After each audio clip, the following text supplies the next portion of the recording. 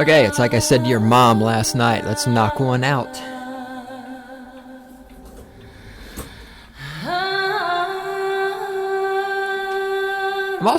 Another reason I'm happy Obama won the election is because now I don't have to change the intro music for Cult of Personality, and I don't have to change my little intro for Stating the Obvious here. Along with the moaning and groaning, I can echo that and go, Obama.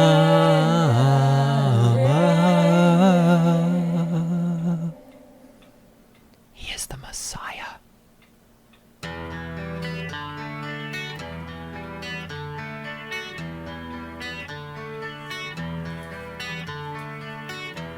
You can scream and shout with all your might. Oh, you can scream, shout, whine, cry, snivel, piss, moan, phone up your motherfucking mommy. Dig in your heels and hold on tight. You can shove your opinion right up your ass so that your head has something to keep it company. Either you are wrong or I am right. I think you all know by now, the third option is that you are wrong and I am right.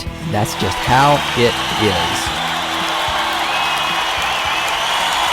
People say, but Grumman, how can you say you're always right? Well, it's simple. It's because I'm never wrong. And how am I never wrong? It's because if I don't know what I'm talking about, I just shut the fuck up. You should try it sometime. I am the Great One himself, and this is Stating the Obvious, the weapons platform from which I launched the cruise missile of my intellect. It's a huge fucking cruise missile. It's like my cock. It's huge. It's huge. You're saying, how huge is it? It's so huge. Ask your girlfriend why she was walking funny the other night. It's that fucking huge, okay?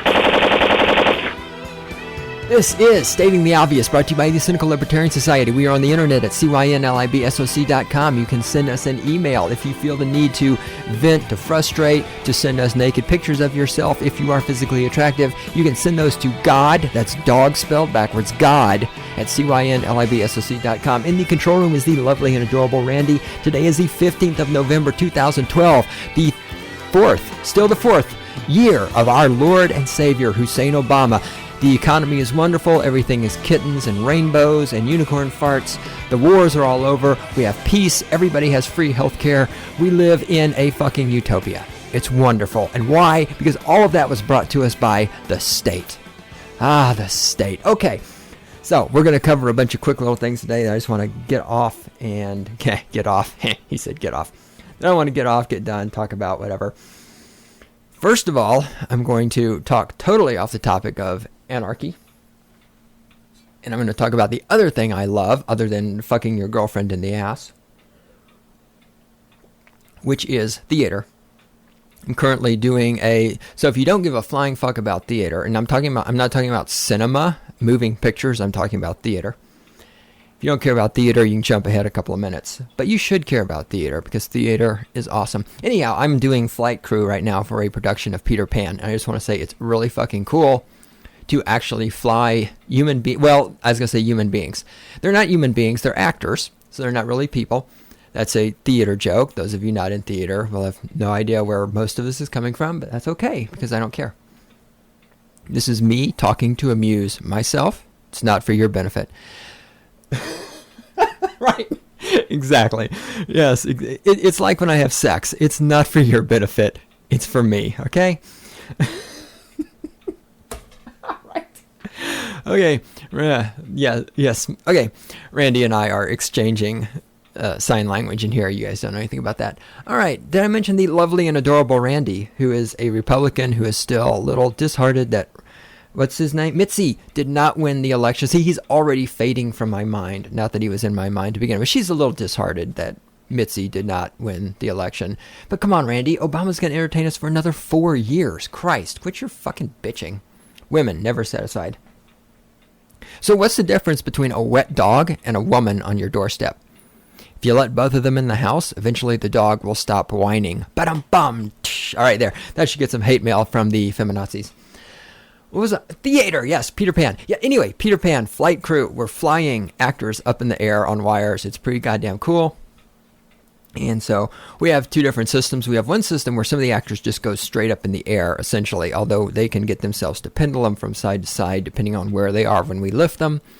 And then for Peter Pan and for Wendy Bird, we have a lift and track system where we can not only take Peter Pan up in the air, but then we can take her from side to side on the stage, and she does her flying, and she lands on the bed, and she lands on the mantle, and other cool stuff. And then the best part, which I get to do, and by best part, I mean the part where somebody is most likely to die, it might be her or it might be me, is where Peter Pan launches through the window. And how that happens is Peter Pan is hooked to a cable, which has a point up in the air that does not move side to side, only up and down. And I'm backstage holding the other side of the rope and on top of a 6-foot ladder, and I then step off of the ladder into air. It's kind of like one of those cartoons, you know, where the character runs off the side of the cliff and then stops, hangs there a second, and then plummets. That's me. I step off the ladder, and shoop, my body weight pulls the rope down. This one, it's like I need to be a little fatter, but, you know, been losing weight. Damn, I hate that. I go down. Peter Pan goes up very quickly. I hit the ground and go down on my knees so I can maintain control. And then the really hard part, because I'm always going to hit the ground. There's nothing hard about that. The really hard part is then I have to land the young lady playing Peter Pan without killing her. So yeah, and I get to do that 3 times in every performance, plus rehearsals. So it's gonna be good. Hopefully nobody will die. It's fun stuff though, yeah.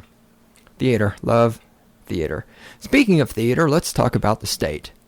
Let's talk, where do I want to start with? Oh, all right, well, let's start with the biggest chunk of theater. Where's my notes? Hold on. Let's start with the biggest chunk of theater I've seen lately, which is, all right, computer, work. Where's my mouse? Where's my little mouse? Grrr. There it is. All right, let's start with this piece of theater. General Proteus, Patros, Pegasus, whatever his name is, however you pronounce it, I don't care. First of all, let me say that I know very little about what's going on here. Let me also say that I don't need to know the details of this. Here is, in the broad scope of things, here's what I see. There's a guy, and he has a penis, and he's a general, and he fucked a woman. And now the government is coming after him and giving him shit. Now what the details are, I don't need to know. Here's why I don't need to know the details. Let's say that a woman goes out and whatever, and she gets raped, okay? Now, when you're looking at this and trying to assess, was raping the woman a violation of her property rights, and was it a violation of the non-aggression principle? You don't need information like, well, was she raped in the ass or was she raped in the vagina? You need to know, well, was the rapist's penis more than 6 inches or less than 6 inches? Was he wearing a condom or was he not wearing a condom? Did he bathe that day or did he not? It doesn't fucking matter. Here is all that matters about this. Before the election, Obama, the Messiah, the Democrats, the supporters, everybody who voted for the Messiah was all running around going, we have to re-elect Obama so that women can keep control of their uterus. Otherwise, the government is going to tell them what to do with their uterus. Now, the election is over. What's the first thing that happens? Why, this woman, Paula, she did something with her uterus that the government doesn't approve of. Holy shit! The FBI is investigating this situation because a woman let a man put his penis in her uterus.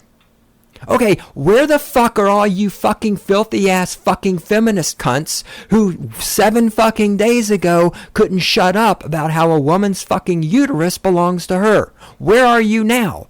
Where the fuck? Oh, I know where you are. You're on your knees swallowing Obama's cum. All of this is because a guy. Oh my God, wait. Newsflash! Shut down the fucking internet and post this on every website on the fucking planet. A man and a woman fucked. A man and a woman had sex. This is a fucking world-shattering newsflash event. This is something the FBI needs to investigate. This is something the government needs to get involved with. A woman let a man put his penis into her uterus. We must do something about this. As I have asked so many times on this podcast, what the fuck is wrong with you people? All I have fucking heard about for weeks is fucking feminists whining about their goddamn uterus and how you should be able to do anything with your uterus you want.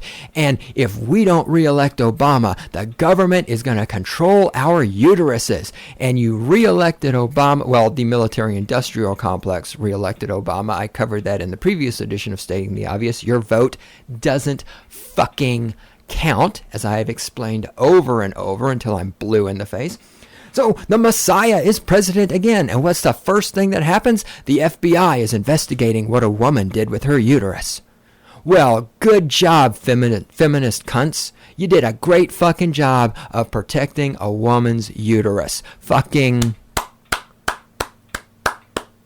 applause for you. Standing fucking ovation. I mean, Randy, is there anything else I need to even say on this topic? I don't think there is. Oh, I would say this. Paula's not that bad looking. I mean, she could write my biography if she wanted to. I'd hit that shit. All right, there we go. That's all we need to know about that. Chunk. Speaking of statism, I, by accident, came across the most recent issue of Popular Statist Science magazine.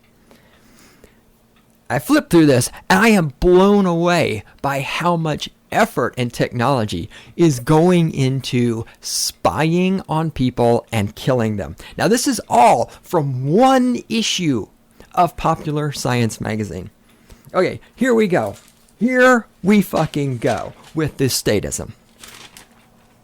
We have a hydrogen surveillance drone. With its inaugural test flight this year, Boeing, part of the military-industrial complex that re-elected Obama, with its inaugural flight this year, Boeing's Phantom Eye surveillance drone proved that hydrogen could power aircraft capable of extremely long flight times. Phantom Eye's engineers modified its two Ford internal combustion engines to burn liquid hydrogen, which has a much higher energy-to-weight ratio than fossil fuels.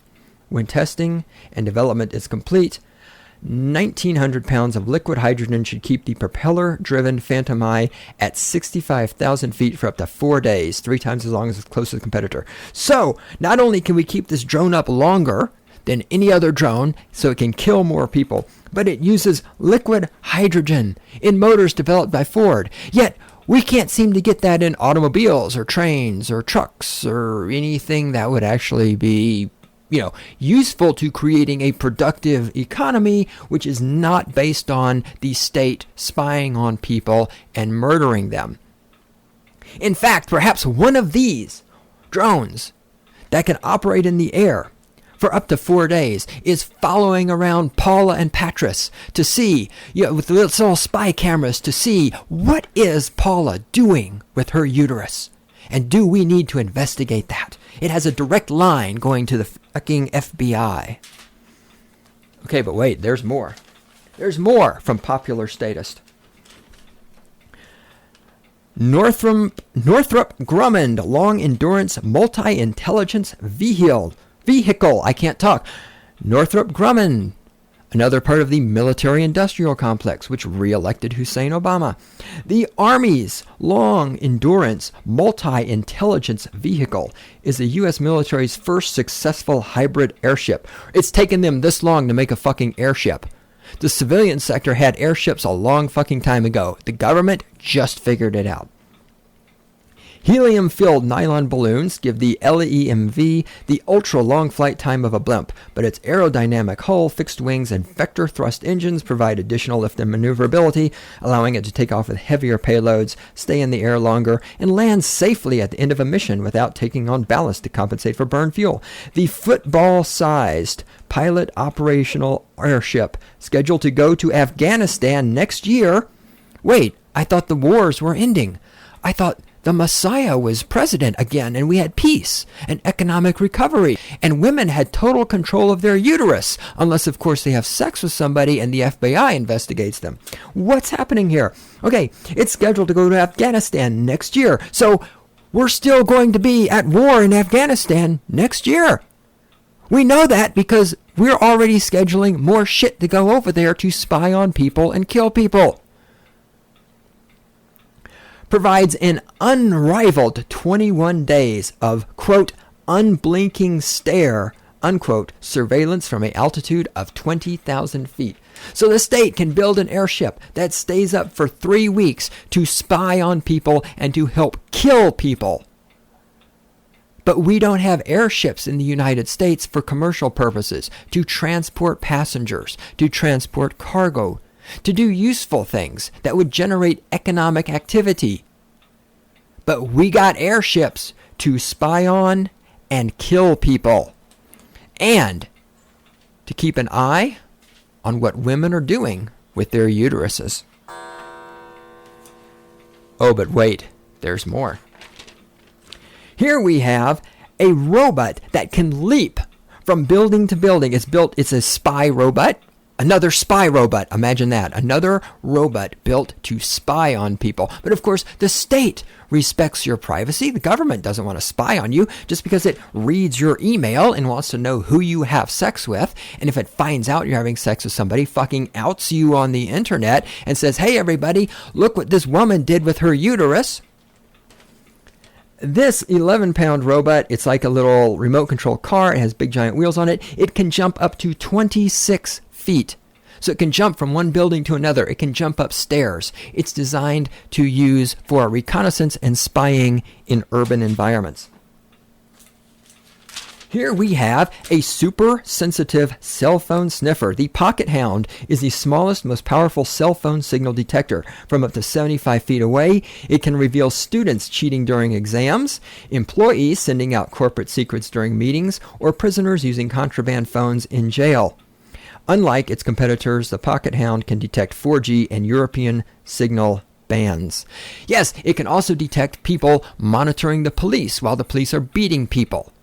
I don't know if I mentioned this on Saying the Obvious or not, but Apple has released technology that allows people to disable iPhones so that not only can you not call with the iPhone, but it actually disables the iPhone's ability to record audio, video, and take photographs.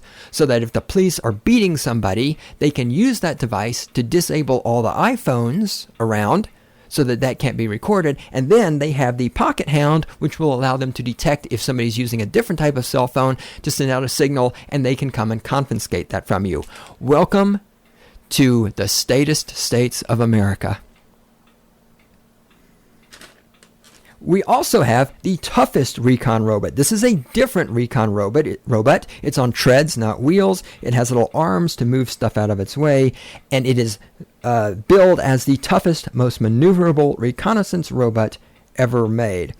It can hoist itself up steps and over obstacles and right itself when it lands upside down. We also have from the statist states of America, from the state that you worship, that you fucking liberal Democrat statist out there think cares about your privacy. And actually you Republican statist out there, you think the state cares about your privacy as well sometimes. A long-range fingerprint reader. Now, long-range, because I read this, a long-range fingerprint reader, interesting. Apparently, long-range is actually 6 feet. If you're 6 feet away from somebody's fingerprints, I don't know why you can't just reach out and read them. So, I mean, I'm really not sure what the hell this is going to be used for, but there it is. The state is investing money in long-range fingerprint readers, so we can read fingerprints from 6 feet away. Awesome. But wait, there's more. The sharpest marine security system. Most wide area radar systems detect objects as blips on screens. The broad area maritime surveillance, that's BAMS, sensor array is sensitive enough to determine the actual shape of a vessel, allowing operators to distinguish between container ship, oil tanker, and surfacing Russian submarine. It actually says Russian submarine. Are the Russians our enemies again? BAMs, oh wait, that's because the Afghanistans don't have a navy, so we got to find somebody who's going to be a threat on the high seas, don't we? BAMs debuted in June aboard the MQ-4C Triton, a maritime version of the Global Hawk UAV. That's a flying robot. From 50,000 feet up, the BAMS-equipped drone can scan 2,000 nautical miles of ocean, then fly in closer for an instant look when a vessel is of interest. The U.S. Navy has drones over the ocean, flying around, searching for ships. And of course, keeping an eye on what you're doing with your uterus. And finally, we're finally at the end. This one is fucking awesome. A pill that tells when it's taken. Okay, so this is a chip that goes inside of a pill, like a pill, a medication pill that you take. Listen to this. Where is it? Let's see. Small amounts of copper and magnesium conduct enough electricity, 1.5 volts, to power a 1 millimeter chip. When a pill containing the chip hits the stomach, the metals interact with stomach fluid to generate a current. The current transmits to a 2.5-inch patch on the patient's torso, which relays the signal as binary code to his phone over Bluetooth. Blech. Hold on, rented lips. All right. An app will determine the pill's serial number, manufacturer, and ingredients, and saves the data to the cloud. So this device is going to take all the information about the medication you take and save it to the cloud, where 12-year-old hackers can go in and get it and then use it against you. Or wait, would that be the FBI that will be hacking your email accounts and your cloud accounts to find out what you've done with your uterus and using that against you? Oh, but wait, it's okay for the FBI to do that. Never mind. God, the fuck was I thinking? Doctors will eventually be able to set up automatic alerts when adherence problems arise. Now listen to this. Several companies have already invested in feedback system, including Uterus, or however it's pronounced, maker of Ritalin. Here's your future. Those of you who are fucking statist in the statist states of America, here is your future. When everybody, the medicated generation is called the medicated generation because a good 50% of them are on medication, including Ritalin. Now, not only is the state, the education system, your doctors, your parents, going to put you on medication for your personality, but now they're going to have a way to monitor to make sure you take the medication.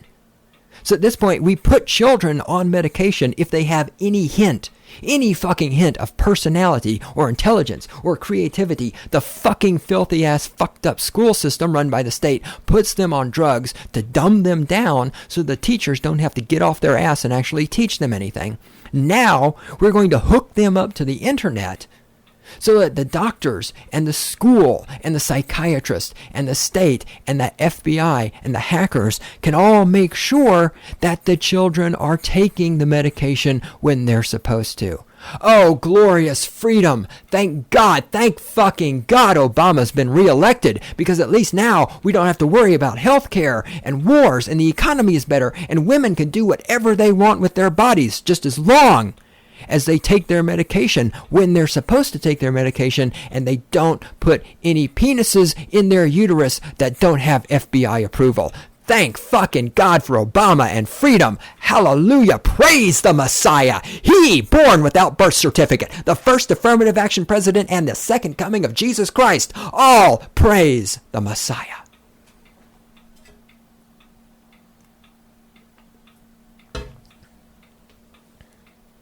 Seriously.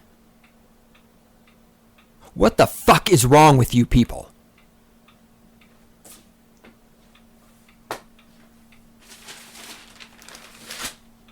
You know what's wrong with you people? Part of what's wrong with you people is the education system.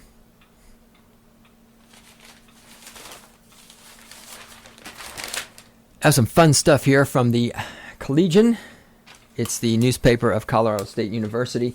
Before I do that, I'm going to bump into this. I'm flipping through Teen Vogue the other day, and you're saying, why in the fuck are you reading Teen Vogue? Great one. It's because in my other life, I'm a photographer, I do a lot of fashion shit, so I got a subscription to Teen Vogue thinking it would have really good fashion photography in it so I could steal the ideas, because all good artists steal shit. It's okay. I gotta say, of all the fashion magazines that I read, and I read a lot of them, Elle, Vogue, what are the others? Bazaar, they all look the same. Teen Vogue has some of the most uninteresting photography out of all of them. Anyhow, I came across this thing in here about Banned Against Bullying. It's two little teenage bimbo feminazi cunts who probably think that Obama is letting them control their uterus. And they're doing this thing where they're banding against bullying to prevent bullying, because bullying is like this new crisis that's sweeping America in the schools. Children are getting bullied, and there's cyberbullying, and there's Facebook bullying, and there's text message bullying. I mean, think about this for a second. In Afghanistan, children are being killed by flying robots. And this is not a problem. For any liberal Democrat in the United States, no fucking problem with that at all. It's perfectly okay. But a child in the United States, a middle-class white kid who's never wanted for food or shelter or clothing in their life, who has every fucking iPhone that's ever come out, who has an iPad, who goes to public school, who's coddled, this fucking little child gets a text message from another child on the iPhone saying, "You're ugly and fat." And this is a fucking crisis that we need to respond to. We need to fucking mobilize. Holy shit, bullying. We've got to save the children from bullying. Saving the children from drones? No, fuck that. Saving the children from the public education system that makes them stupid? Fuck that. Saving the children from being conscripted into the military, going over to other foreign countries, having to shoot at people and get shot at and possibly die? Fuck that. Saving the children from being arrested for having marijuana, being sent to a prison where they will work for a corporation for $1 an hour doing phone customer service and then get raped by other prisoners? No, fuck that. But if the child gets a fucking text message from another child calling him fat, now we have a crisis. These invented crises that you people fucking create to divert attention. It's just like the Paula Patras thing. What is this really about other than what she did with her uterus, which supposedly is her body and the government can't tell her what to do with it? What's it really about is, well, shit, the economy sucks, unemployment sucks, Obama just got reelected, there's a war in Afghanistan. How do we get people to not talk about that? Oh, let's talk about Paula's uterus. Let's distract them with bullying in schools. That's what all of this is really ultimately about. In the Collegian, there's this opinion piece over here. I'm going to read some parts of this. It's some fucking moron named Res Stecker.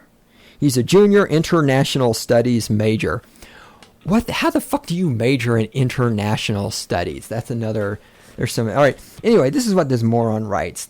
The title of this is Raise Awareness About the Effects of Youth Bullying. Okay. Instead, this is about people. I'm not starting at the beginning. People have an inherent right to go about their day without some jerk who is compensating for his own shortcomings, consistently trying to knock them down. You mean kind of like police officers with small penises are constantly stopping people and frisking them and checking them out and pulling them over when they're driving down the street and looking for people with marijuana. Kind of like how the FBI is compensating by reading people's emails to find out what they've done with their uterus. You mean that kind of harassment? Those kind of shortcomings? Then he goes on to say, one of the most absolutely brilliant people championing the anti-bullying movement is Brittany Snow. Britney teamed up with MTV and began a movement called Love is Louder, a truly fantastic concept. Basically, the idea is that people do simple things like tweet "love is louder than" and try to raise awareness about the detrimental effects of bullying. This organization also encourages people to share their stories and talk about their experiences, which can be invaluable to dealing with bullying. Well, what if we did something that actually ended bullying? For example, not having so many laws about what people can and can't do, which results in those people getting beat by the police and imprisoned and raped. What if we did something about the bullying that comes from murdering people in foreign countries with flying robots? What if we did something about all the fucking violence and the threat of violence that is the state? The idea that if you disobey a law, the government will come and force you if you don't have a license to drive your car, or a license to run a business, or if you don't pay your taxes, or whatever. If you smoke in a building, the idea that if you do any of those things, somebody will come and use physical force and violence to force you to do those things. But no, what are we going to do to end bullying? Oh, we're going to send a tweet. Oh, I tweeted. I changed the world. I sent a tweet. Oh. Everyone should really check this movement out. Let's finally promote being nice to one another. Yes, let's promote being nice to one another at the same time while Paula's uterus activities are all over the fucking internet and we're murdering people in foreign countries with flying robots and we're beating the shit out of people for having marijuana and putting them in cages where they get raped. Yes, oh yes, let's promote being nice to other people. Oh, fuck you. It's time that we put an end to bullying in all the forms that it comes in. All the forms it comes in except the forms perpetrated by the state. Because when the state murders people, or when the state bullies people, when the state uses violence, that's okay. That's totally okay. When the state puts Japanese people in concentration camps, totally okay. When the state upholds the institution of slavery, perfectly okay. When the state does the Tuskegee experiment, perfectly okay. When the state blows up nuclear weapons and exposes soldiers to the radiation to see what it does to them, perfectly okay. When the state experiments on soldiers with LSD, perfectly okay. When the state kills people in foreign countries with flying robots, perfectly okay. When the state makes war on countries where no war has been declared and countries that have not launched any invasion or warlike aggression towards the United States, perfectly okay. All of that violence, all of that bullying, perfectly fucking okay. Why? Because the Messiah is president. Oh, all hail the Messiah.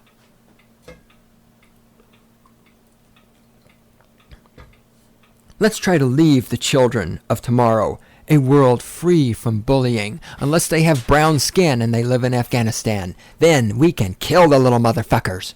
Or unless they're black and they want to smoke some marijuana, then we can fucking taser their asses and throw them in a jail cell.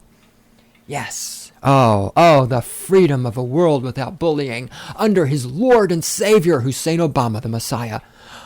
Oh, it's so wonderful. Can you smell the unicorn farts? Oh, they're like roses. Not, mind you, that a state under Romney would have been any better. All right, this is hilarious. I think this is important to show how stupid the medicated generation is and why there will not be freedom in our lifetime, why we are moving closer and closer to more state, not less state. Student government making slower progress. This is an article from the Collegian about the student government at CSU. Now listen to this part. Blue books, for example. Now, a blue book is for those of you who don't know what this is. When you're in college, when you go to take a test, for a lot of the tests, the teachers have you write your answers in a blue book. It's just a little book of blank paper with blue covers. So instead of bringing your own paper, you put your name and everything on the front of the blue book. You write everything in the blue book. You turn it in. It's all nice and contained in one place. It makes it easy to keep track of the papers and grading and all that other good stuff. All right. Back in the day, you had to go buy your own blue book. This is background information, which will help this make more sense. One of these student government administrations decided that they were going to provide free blue books for all the students. Now, those of you who know how fucked up the state is, you already see where this is going. For those of you who are stupid, hang with me. Okay. Blue books, for example, were made free to all students during Eric Berlingberg's 2011-2012 presidential administration.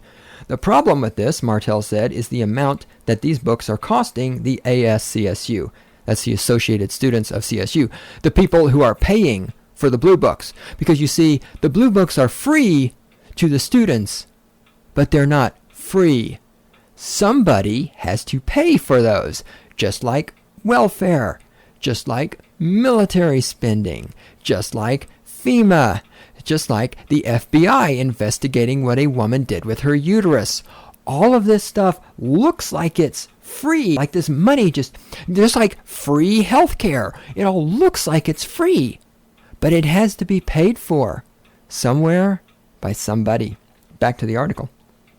Quote, people have been taking many more than we anticipated, which means it's getting very expensive, unquote, Martel said. Quote, we have been exploring other alternatives to keep them free to students, such as professors handing them out in class instead of having them at the bookstore, unquote.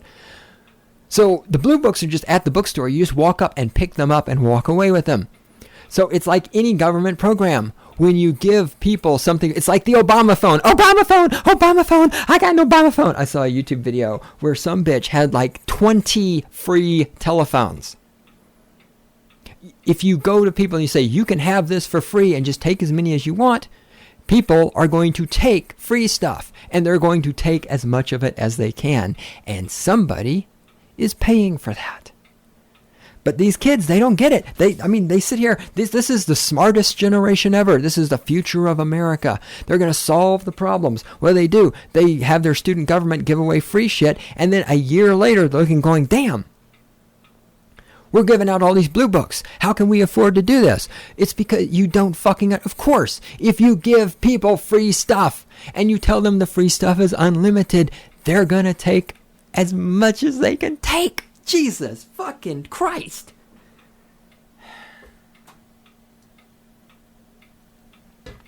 Obamacare, anyone?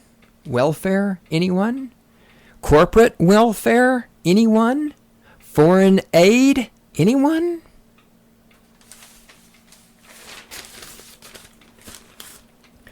Say guest oh! Yes. Now we're going to do some stuff that kind of follows up or slightly precedes the election. And every once in a while, there is hope.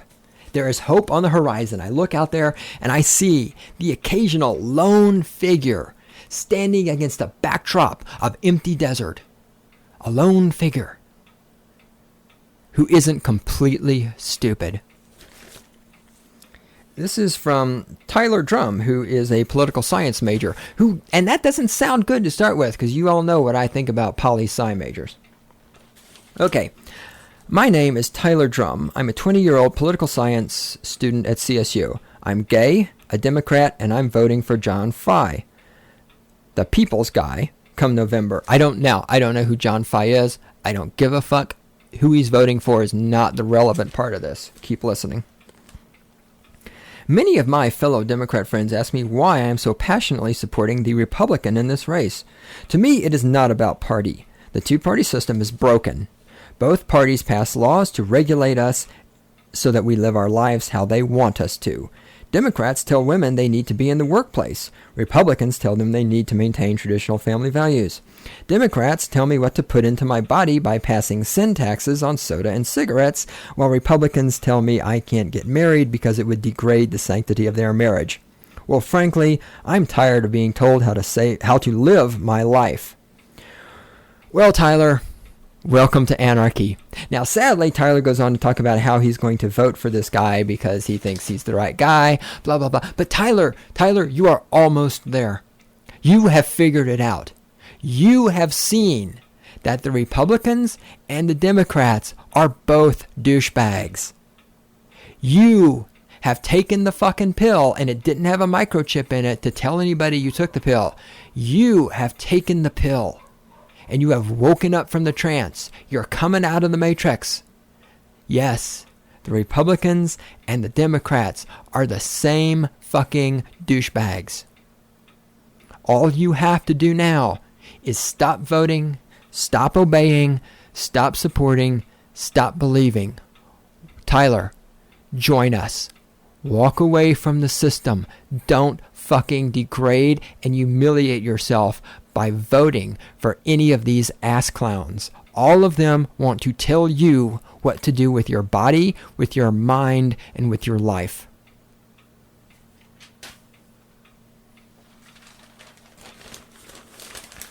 Whoa, that cannot be right. Is that right, man? Oh, there it is. I was going to say, I can't possibly be at the bottom of the pile already. Who do I want to do first? All right, here we go. Make your vote based on value, not party lines. Now, based on that title, you might think this person is an anarchist. You would be wrong. This person, who is AJ Fultz, he's a freshman. He's 18 years old. His opinion really fucking matters. He's a freshman political science major. Oh, thank God. Okay, so the poli-sci field redeems itself by choking out another fucking moron, being as Tyler actually had intelligence.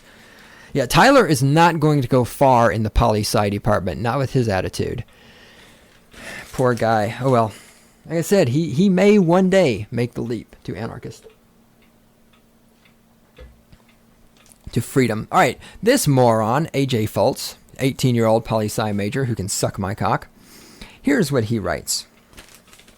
Blah, blah, blah, blah, blah, blah, intro stuff. The reality is throwing money at the problem cannot improve the security of our nation. The only way to enhance our national security is to continue the transparent, strategic, and diplomatic approach Obama has taken so far in his presidency.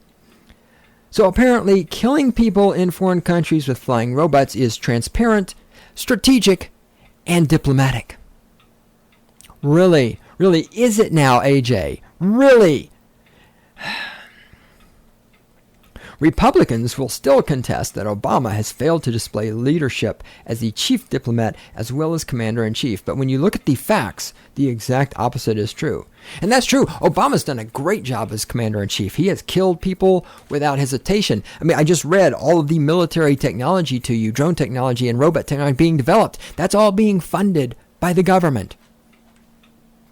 This is why the military-industrial complex reelected Obama, because he's pumping money into them. He is murdering lots of people. He is keeping the military-industrial complex strong, and fuckheads like AJ here are totally falling for this, because in the world of a statist, peace is war, and war is peace, and hate is love, and love is hate. Okay, back to this. When Obama took office, he displayed decisive leadership by refocusing our national security priorities. I'm pretty sure we were already spying on American citizens and killing people in foreign countries thanks to George Bush. How Obama refocused that, I'd love to know. Again, there's a lot of opinions. There's no actual evidence here.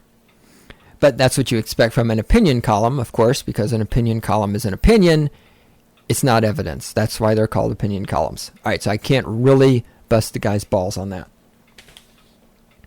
As a result, more of al-Qaeda's senior leadership has been eliminated in the last 3 years than at any time since September 11th, 2001, which is stated on the Obama campaign website. Well, there it is. It says so on the Obama campaign website. It must be true, because it's on the internet. And everything on the internet is true. I know that because I'm a member of the smartest generation ever. I have the internet. I know more than anybody else. Most notably, the death of the group's leader, Osama bin Laden, has been a clear indicator that Barack Obama is committed to meeting the challenges of dismantling al-Qaeda. This is a clear contrast to Mitt Romney, who commented on the subject of capturing Osama bin Laden in 2007 interview with the Associated Press by saying, quote, "It's not worth moving heaven and earth, spending billions of dollars just trying to catch one person," unquote, which might perhaps be not only the smartest thing Mitzi has ever said, but maybe the only smart thing Mitzi has ever said. Instead of spending millions or billions of dollars and moving heaven and earth to kill Osama bin Laden, what if the government, the CIA, the NSA, and the military-industrial complex stopped killing people in foreign countries? What if we didn't have bases in the Middle East? What if we didn't try to tell people in the Middle East how to live their lives?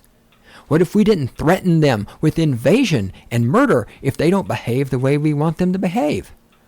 If we didn't do all those things, maybe Osama bin Laden and all these other people wouldn't hate the United States and the people in it.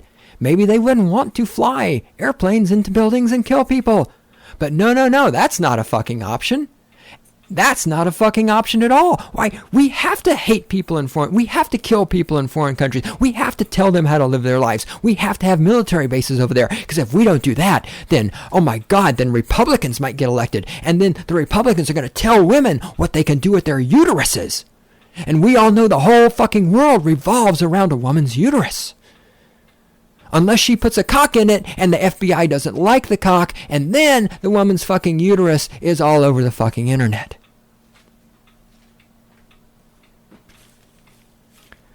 When Obama ended the war in Iraq, Obama ended the war in Iraq because George Bush made an agreement with Iraq that we would be out by the end, or whatever that deadline was. I don't care. I don't give a fuck. I don't have to remember dates. The agreement about when to withdraw the troops was made by Bush with the government of Iraq. Obama had nothing to do with it. Furthermore, Obama wanted to keep troops in Iraq, and the Iraqi government told him, fuck you, get out. I love how the media never fucking talks about that. When Obama ended the war in Iraq and welcomed home the last troops, Mitt Romney said it was tragic and responded to the withdrawal of troops from Iraq as an astonishing failure. Well, of course he did, because Mitt Romney is like every other politician. He can say what he wants, but the fact is, he knows that his future depends on the military-industrial complex. If you don't keep the military-industrial complex happy, you don't get reelected. If you're someone who considers themselves to be a conservative, the facts would suggest that you want a leader and president like Obama who has experience and great success in the area of national security. But because of the partisan atmosphere that's present, many conservatives will ignore these facts and vote against Obama, even though it's contradictory to their own values. Okay, considering that Romney and Obama had virtually the exact same opinions on killing people in foreign countries, I don't think that's why people are voting for Romney. I mean, I totally agree. And here you have a liberal Democrat saying, look, our liberal Democrat president who is going to bring hope and change is exactly like a Republican when it comes to war. Which is what I've been saying for 4 years. Look, Obama, Bush, same fucking foreign policy, same policy on the war. Everybody's going, oh no, Obama's into peace. He's bringing change. He's bringing hope. Here's a liberal Democrat, an 18-year-old. He has Google. He is the medicated generation. He is the smartest generation ever. He knows more than you ever will. He's going to save the world. He just admitted that Obama's foreign policy is exactly like that of a Republican. I've been telling you that for fucking 4 fucking years. Another issue which conservatives say they're genuinely passionate about is individual freedom and liberty.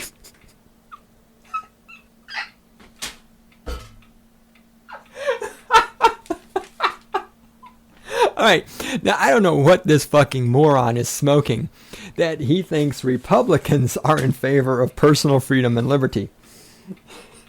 I mean, okay, maybe they say that.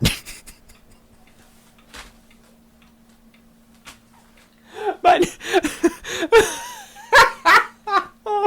if you take that serious, I mean, okay, Republicans saying they believe in personal freedom and liberty is like me saying that the pain of childbirth isn't really that bad. Okay, how the fuck would I know? I only went through childbirth one time. It's when I was being born, and I don't remember any of it. All right? I mean, come on, man. Oh, Jesus. Fucking H. If Republicans were really serious about preserving individual freedom and liberty, they wouldn't attempt to manipulate the federal government's powers to interfere in extremely personal issues, like defining the definition of marriage to prevent gay and lesbian couples from solidifying their love. Or, hey, if Obama and his administration cared about personal freedom, maybe they wouldn't care what Paula did with her uterus. But, oh, they do. They fucking do. All right, now, last one, because we are running out of time. Here we go. This is from Brittany Jordan. Brittany is a sophomore psychology major.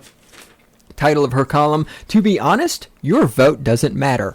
Now wait, where have you heard this concept before? I wonder if it's on this podcast. All right. However, I am realistic about politics. When it comes to voting, it has gotten to the point where all I am doing is researching and eventually choosing the lesser of two evils.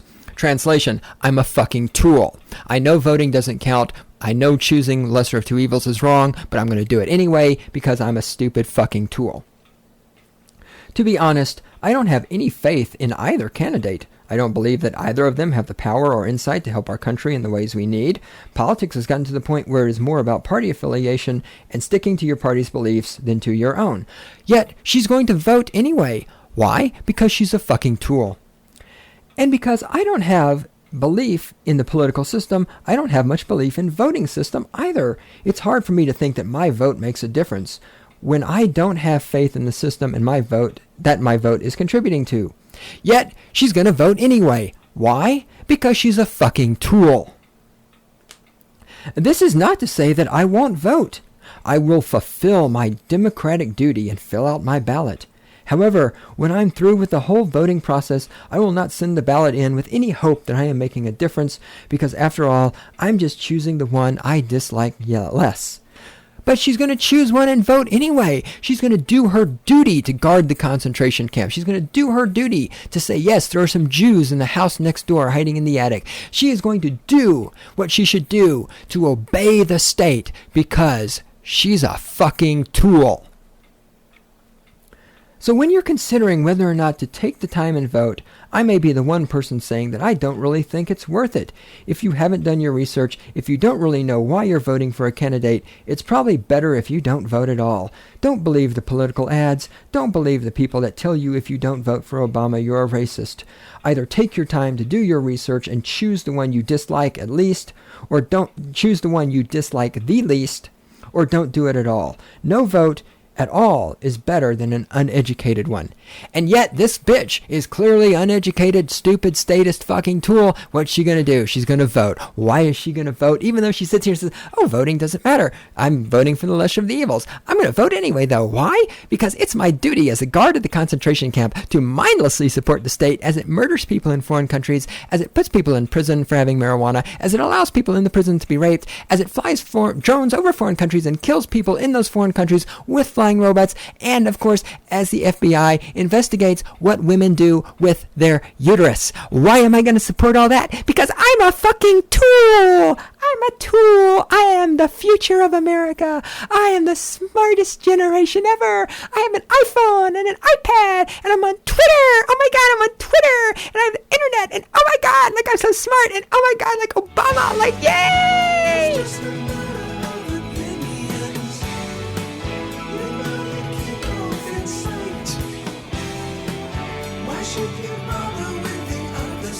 I don't bother with the other side. Fuck you!